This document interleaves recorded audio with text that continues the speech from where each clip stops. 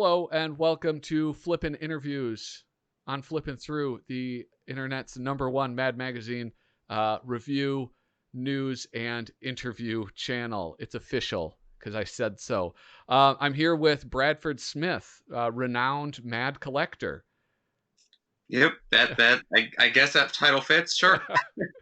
I really like to go. I like to talk myself up as much as possible, and so I'll do the same for you. Next. I reached out to you because you have a pretty awesome collection and a pretty unique collection that I came across on Doug Guilford's site first, and then Yeah. I just stumbled upon you on Twitter and like rediscovered it. So, do you want to just talk about your collection and what makes it so cool? Sure. Well, I've been collecting Mad magazines for a while, but then since I think like 2006, I've been getting celebrities to sign them and stuff. And I don't know. There's something about the uniqueness of like the Mad magazine covers. It's a cool thing to have people autograph it to me. I don't know, just stood out to me for some reason. And then, gosh, a long time ago, I reached out to Doug and I was like, "Hey, I thought this would be cool to put on your website." And I think I only had like 5 or 6 of them, and he was like, I don't know if it would really do anything right now." And so I was like, "Oh, all right." And I think I went back to him when I had like 100 and something or something like that.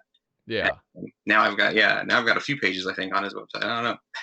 Yeah, it goes on. I mean, you have like columns and columns of links to all of these covers. So, what was that the first issue that you had signed? The first one I had signed was this one. I've got it out and ready. It's this Family Guy one, and the so the reason why I got it signed, I went to this event with my dad that had the whole cast was talking about the show. I think it was in Southern California at the Producers Guild, I think, or something like that. Yeah. And this issue had just came out, and so I had it with me. And at the end of the thing, they were all signing autographs, and so I took this up and had them sign this, and I was like, "This is really cool. I'm going to start doing this with all my Mads." And so yeah, this was the first one. Yeah. Well, and that like it took me a second to like process the description of your collection because the first time I heard of it, I was like, well, that's a lot of signatures from like a very small group of people, and then I realized, oh, it's people that are connected to the imagery of the comic. So it's like you have one of was that like Al Pacino's signature and it was like a Dog Day Afternoon cover or something? Yeah, I think it's Al Pacino and Dennis Weaver because it's like McLeod and yeah, whatever. I can't remember what Pacino's in on that one, but yeah, yep, that's one of them. And then there's a couple times. Let's see, I forgot those out somewhere too. There's a couple times I had to get creative because like Willy Wonka and the Chocolate Factory, they never did a cover for. Yeah. They had this one where Alfred's all inflated, and I was like, it's kind of like Violet. Violet, yeah. I was gonna say Augustus Gloop, but I got them all mixed up. So sometimes I have to get creative with it if they don't have a cover, and I think they'd be cool to have sign a cover, so I make it work. Yeah. Who all is on that cover? Whose signatures? On this one, we've got, let's see, so there's Mike TV signed it, and he drew a little TV on here. Nice. It's all the kids. Charlie's on it, Augustus, Veruca, Violet, and then Charlie's mom is down here at the bottom. All right. So that bum of a grandfather's still in bed, probably. Yeah. And I met one of the dads, maybe it must have been Violet's dad, I guess. One of them I met, and I didn't have the magazine with me, so I have a photo somewhere that I think that he signed. Oh, cool.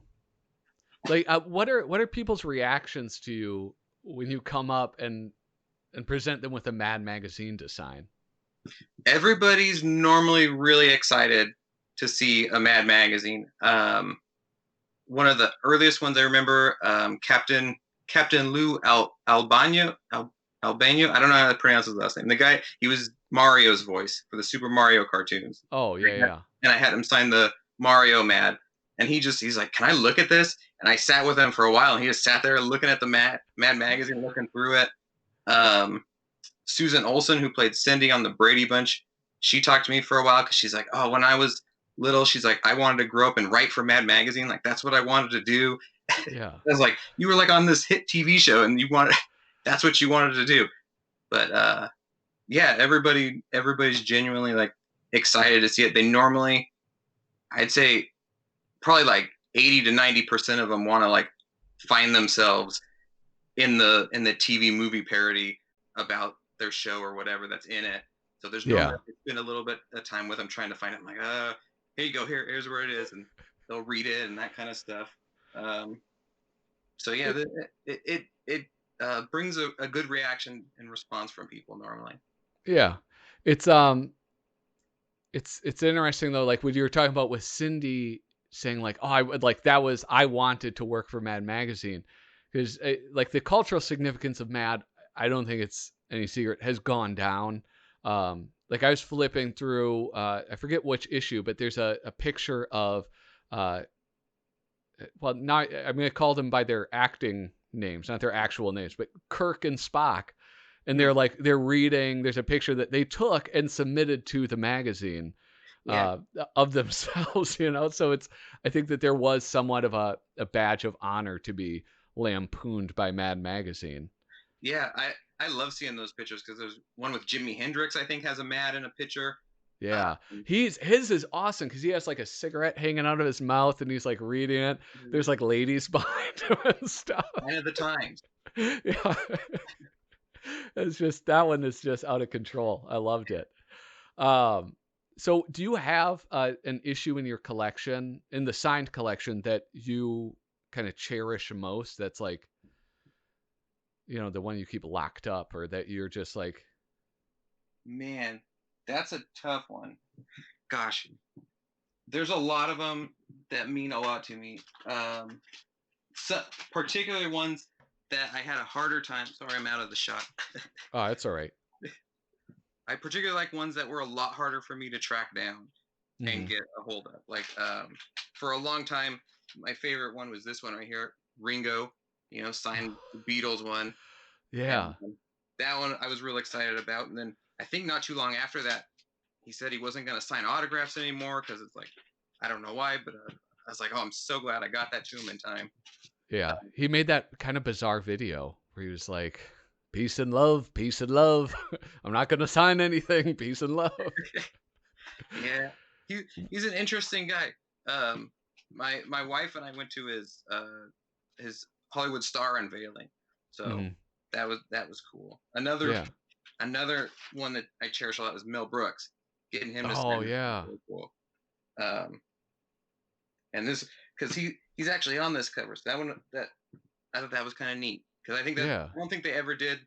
There's not a Young Frankenstein one. There's no Blazing Saddles. I mean, he did kind of make parody movies, so maybe they were like, we can't parody a parody. I don't know. Yeah. Yeah, I mean it would be difficult to make fun of movies that are so self-aware and so silly themselves. Yeah. So those ones are two of the biggest ones. Finding the people to sign this John F. Kennedy one was kind of difficult too. It's got Marianne Moorman and James Tigg and Clint Hill. Clint Hill was the Secret Service agent that jumped on the back of the limo. So yeah, tough to get these guys, but oh my gosh, that's like that is unbelievable. He jumped on the back of the limo. James is the only other person that got injured besides the people actually in the limo because he was like standing on the bridge, and I think yeah, he was under the bridge, and yeah, a chip like hit him or something from like the cement or something. I don't know, something happened. And then Marianne was on the grassy knoll, like taking. I think she took pictures. I don't think she was video, and that was Zapruder, and I don't know, but yeah. Oh my gosh, that's more of a historic piece, I guess, than the other ones that I have that are more pop culture-y. But Uh, Like I'm like uh I'm kind of speechless about that one. That is like that is unreal. Like holy smokes. And how old were you when you went up to them and approached them oh about god, signing that one? I don't know. How old was I when I started doing this? Like four. So I was probably. I mean, I was in my teens somewhere. Yeah. But I am like that is probably I am most impressed by that signature than any other. Holy well, cow, I love that. the I the probably most impressive one. I mean, the signature on the magazine isn't super impressive, but this one, gosh, it took me years to track down because, and I had Doug put up on my page, like at the very bottom, like, hey, I'm trying to find this person, like anybody that has any like information, like contact me and let me know. Like I'd really love it. And it's the monkey that painted the issue 38, the cover, Yeah. J. Fred Muggs. So the signature's not, obviously, he can't sign his name. Yeah. Um, I'm not sure, you know, if he did this bottom piece because I wasn't there to see him sign it. But Yeah. the coolest part about it was when I got that one, I got an actual painting that he did. So it's not the cover painting, but it's one of his paintings. And I don't, something about that, I don't know. That just Yeah, gave me that is chills. awesome. Well, that actually leads me into another question, which is how many signatures have you collected from mad artists aside from the monkey that is? Well, I just started, um, probably uh, maybe towards the end of last year and this year, um, like dedicating to like trying to get all the cover artists that I could get to sign like their first cover was my goal. Yeah. Um, and and so I've started building that up. The most recent thing I just got in the mail yesterday, because sometimes I have to mail them out because I don't know where people are. But now I got to try to find which side of my chair I put it on. So just yesterday I got this is it's even like the newest mat. I got Tom Bunk to sign Oh, what is nice. his first regular issue cover that he's ever done. He Oh, did, wow. yeah, he did draw when they had the yellow border around him. I think he did one or two of the borders, but Yeah. this is the first like full cover that he got to do. So like with Tom Bunk, is it like how do you get a hold of him? And like does he have a website and you were just like, "Hey, can I Yeah, send this to you?" he had a website that I had his email address and I emailed him and just asked him like, Yeah. hey, would it be cool if I sent this to you and all that kind of stuff, and he was cool with it. That's what actually for a lot of the covers that I've been doing like the past year or so, a lot of them like especially the newer issues that have had different artists, the artists have like a Facebook page or like a website, and I've been able to reach out to them, and they've been really nice about it. Yeah. Um, but one of the hardest ones that I figured out was Bob Jones, who this was his first cover. Oh, He did wow. a lot of the ones with the animals on it. He did the Arbor Day one, I think, where the dogs are all around Alfred as he plants a tree. Yeah. Uh, so he actually, I couldn't find like any information about him online, and I ended up, there was an article somewhere that mentioned him like being friends with somebody that like ran like a tackle shop or something like that, Yeah. and it was a family business. And so I emailed them. I said, hey, do you guys know, like, I'm just curious to find out information about him. Like, there's nothing that says if he's like passed away. Like, he's probably an older guy. Like, I didn't know anything about him. I said, I'd love to know more, like, to put it out for the Mad fans. I'd be like, here, this is like, this is more information about this guy. Yeah. They actually contacted his daughter, who emailed me, and she's like, he's still alive. Like, yeah, like here's his phone number. He said, give him a call, he'll talk to you, like tell you whatever you want to know. And so I got to call him and talk to him for a while, and I ended up putting together this little mini like article that I posted on one of the Mad Facebook groups, Yeah. uh, for everybody to read. And he was kind enough, he's like, oh yeah, sure, um I'll sign a Mad magazine for you. So I sent him one of the newer, I think one of the newest issues that was out, because he said he hadn't read one in a while. and then I sent him this one to sign, um, and then he was really really cool about it, and I thought I don't that was just kind of neat. Yeah. There is one creator that I know that you've met with. Sorry, I'm like my computer went to sleep and now I have to get my questions back up. You met Oh, with like one of my favorite artists or favorite writers, Frank Jacobs.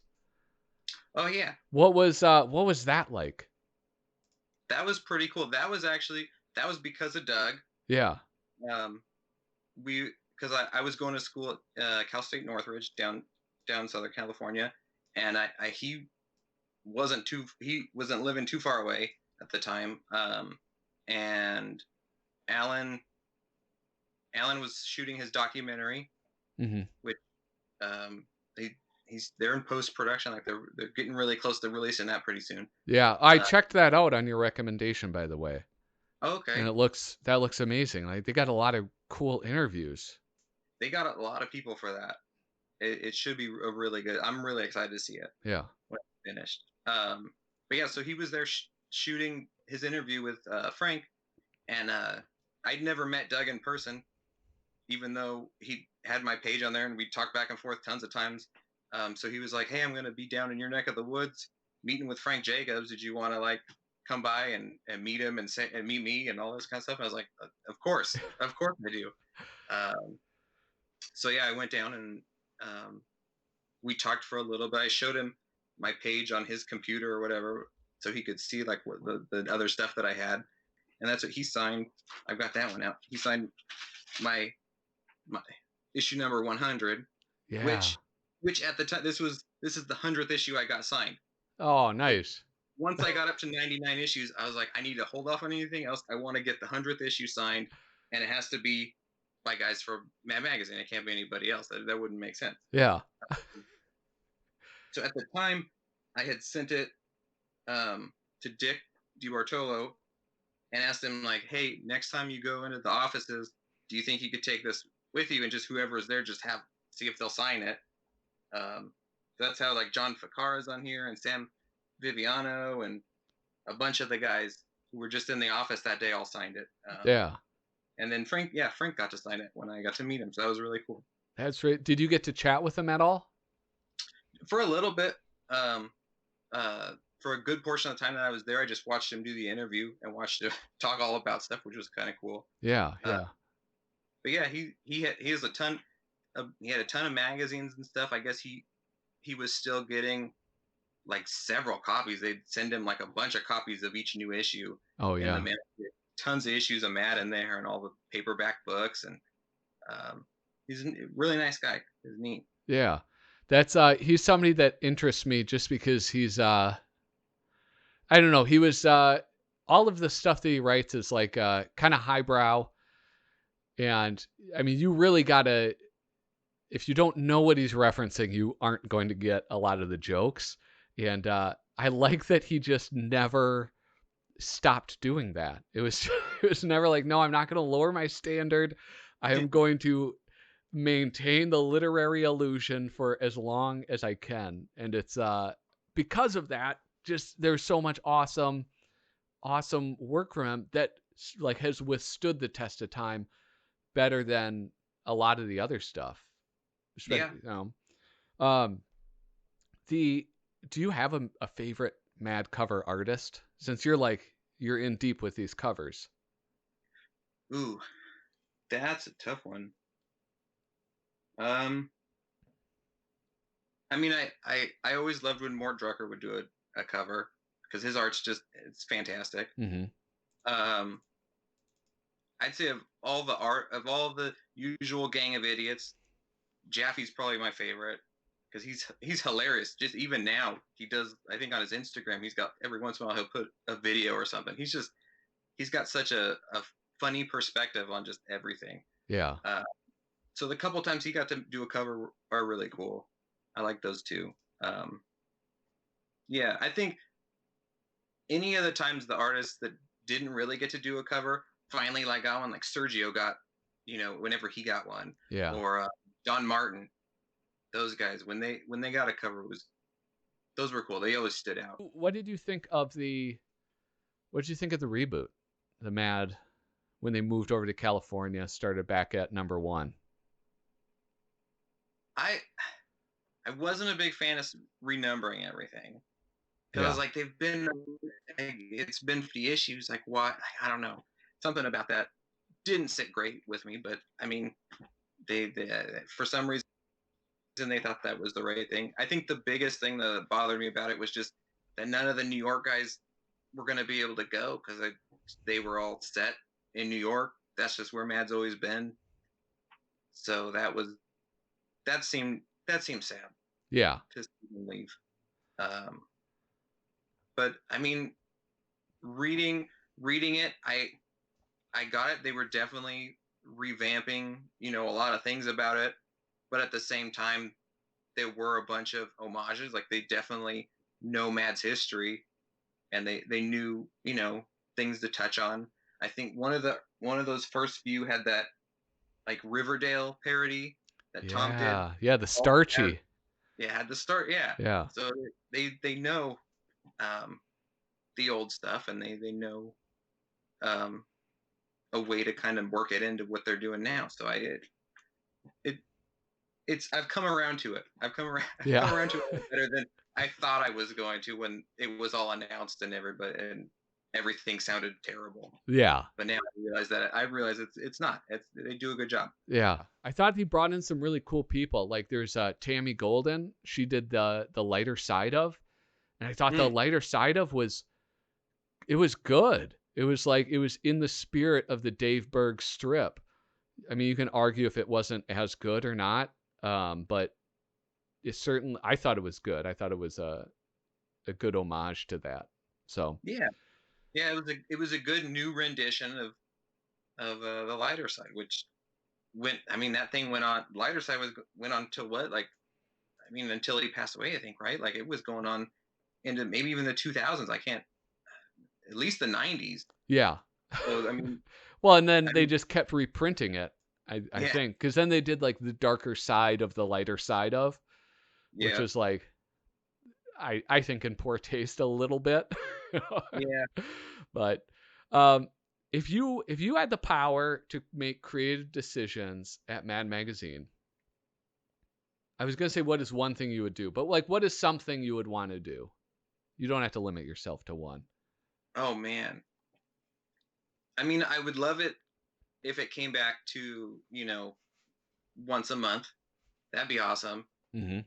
Or like, I mean, just because of what I do, it'd be great to have more covers to pick from. Yeah. I mean, I have nothing wrong with that. Um, gosh, yeah, I don't. That's it's kind of tough. I mean, I would want it to stay with all original stuff. I don't know. I mean, the last issue with reprinted stuff. Well, I mean, it wasn't bad. I mean, the old stuff's great, but it would be nice if it kept going with new things all the time. Um, and then the fact that they're taking out the movie and TV uh, parody things is kind of weird because Yeah.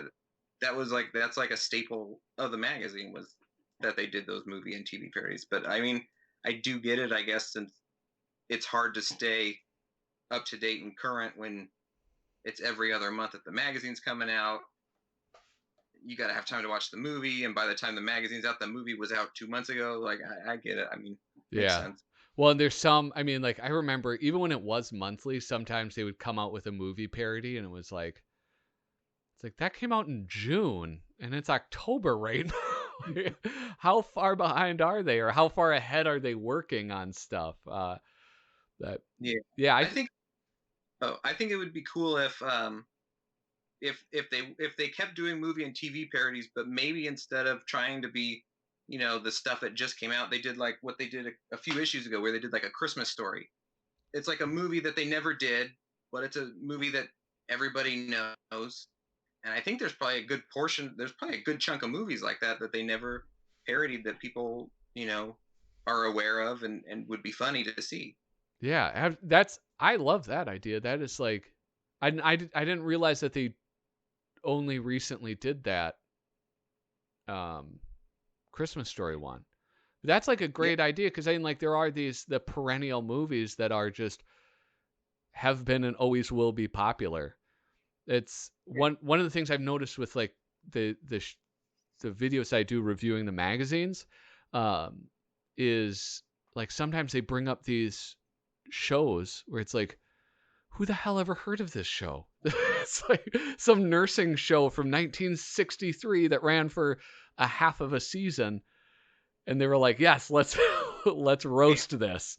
And it's like, IMDb has like 2 sentences on it. So it would be cool to like go back and like get the stuff that they missed. I like that idea. And then I started doing, the covers, trying to get people to sign their first cover, and I was able to get Mort to sign his first cover. I love that car. I didn't know that was his first one. Yeah, and he only did, the little balloons, and then Mingo did the rest. But, Yeah. But yeah, and then it came with a note that was from his daughter, and she said, "Dear Bradford, sorry for the delay of the amazing package. I collect my dad's mail and have just been able to bring it to him to read and sign for you. He so appreciated your letter. We all enjoyed seeing this cover." Oh, sorry, I'm trying to. Which he remembered fondly. My dad is 89 years young and just celebrated 70 years of marriage to my mother. Thank you for the opportunity to see that cover again and your kind letter to my dad. Best regards. So that was really cool. Yeah. That's awesome. And I was really excited when that came, because I wasn't sure if he was going to be able to or not. I didn't know if I'd see this cover again after I sent it out. Yeah. Well, that's for a cover like, I mean, you're probably not sending it out anymore, but like issue 100 where it's like, I already have a bunch of signatures on this. Am I going to send it out again and risk maybe not getting it back? I have to. I think my favorite covers that you have are like the ones like Kennedy and then the Vote Mad, just because it's like people who are sort of tangentially related to it, or I mean like maybe closer than that with the JFK one, but it's not that person who's on the cover. But it's still such a cool connection and a very creative one too. I really enjoy that. That's I have. Did I bring? I think I got that one out too. I got the Apollo 13 cover signed by two of the guys who were involved in the actual Apollo 13.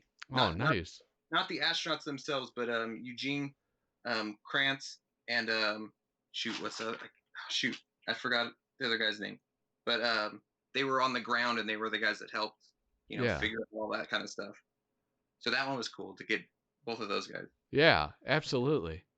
I mean, after all these years of like meeting celebrities and getting celebrity stuff, I got to a point where it was more fun and more of a challenge to be like, who can I get that's like, part of history, or like an inventor, stuff that's not big time celebrity, but is somehow related and connected and would be cool to have. Yeah.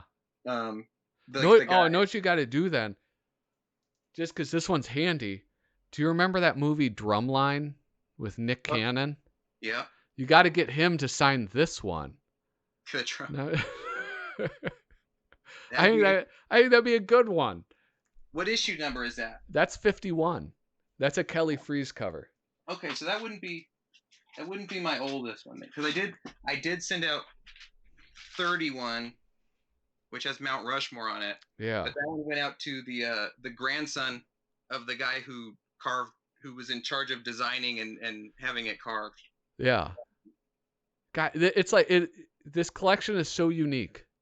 I just like the more like, I don't know. I was already impressed by it, and then like just talking to you, I'm just even more impressed. Well,